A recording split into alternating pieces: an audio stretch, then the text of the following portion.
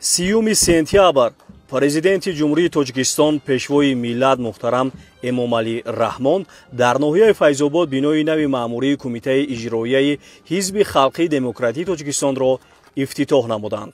бинои мазкур бо дастгирӣ аз ташаббусҳои созандаи раиси муаззами Ҳизби Халқии Демократии Тоҷикистон муҳтарам Эмомалӣ Раҳмон бо мақсади истиқболи сазовор аз ҷашни бузурги миллӣ 35-солагии истиқлоли давлатӣ бунёд гардида, дар он барои кору фаъолият шароити мусоид фароҳам оварда шудааст. дар асоси дастури супоришҳои асосгузори сулҳу ваҳдати миллӣ пешвои миллат, президенти ҷумҳурии Тоҷикистон, раиси муаззами Ҳизби Халқии Демократии Тоҷикистон муҳтарам Эмомалӣ Раҳмон ҷиҳати фароҳам овардани шароити созгори корӣ ба кормандони Ҳизби Халқии Демократии Тоҷикистон дар арафаи ҷашни 35-солагии истиқлоли давлатии ҷумҳурии Тоҷикистон бинои нави Кумитаи иҷроии Ҳизби Халқии Демократии Тоҷикистон дар ноҳияи Файзобод маъруди истифода қарор дода шуд. барои чунин ғамхорӣ ва дастгирии ҳамаҷониба аз номи ҳизбини ноҳияи Файзобод ба асосгузори сулҳу ваҳдати миллӣ пешвои миллат президенти ҷумҳурии Тоҷикистон муҳтарам Эмомалӣ Раҳмон изҳори миннатдории самимӣ баён менамоем. мо ҳизбиён ва ҷонибдорони Ҳизби Халқии Демократии Тоҷикистон кӯшиш ба харҷ медиҳем ки дар асоси дастур супоришҳои роҳбарияти олии ҳизб фаъолиятро боз ҳам беҳтар ба роҳ монда дар татбиқи ҳадафҳои созандаи ҳизб сармагузор бошем. зимни шиносоӣ бо бинои тозабунёд ба сарвари давлат муҳтарам Эмомалӣ Раҳмон иттилоъ дода шуд ки ҳоло Ҳизби Халқии Демократии Тоҷикистон дар ноҳияи Файзобод 3690 нафар аъзо дорад ки аз ин 960 каси онро ҷавонон ташкил медиҳад. дар ноҳия 49 ташкилоти ибтидоии ҳизбӣ фаъолият менамояд. бино аз 3 ошона иборат буда дар масоҳати 375 метри мурабба бо тарҳи замонавӣ аз ҷониби аъзои ҳизб ва соҳибкорони маҳаллӣ сохта шудааст.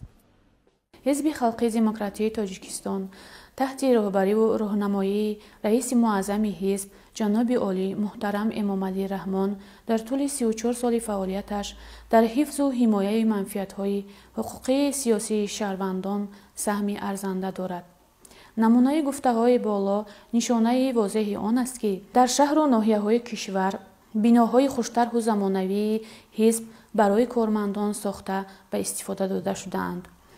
хушбахтона дар ноҳияи Файзобод низ чунин бинои хуштарҳу замонавии дорои таҳхона бо арзиши зиёда аз 4 миллион сомонӣ аз ҷониби паймонкор ҷдмм МК иншоот сохта ба истифода дода шуд ки дорои шароити хуби корӣ мебошад.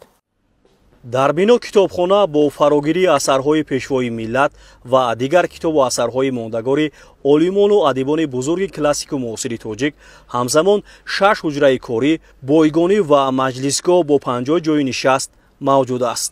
ҳуҷраҳои корӣ бо компютер ва дигар лавозимоти зарури муҷаҳҳаз буда имкон медиҳад ки минбаъд кормандон бо азму иродаи устувор дар амалӣ кардани ҳадафу барномаҳои ҳизбӣ софдилона кору фаъолият намоянд.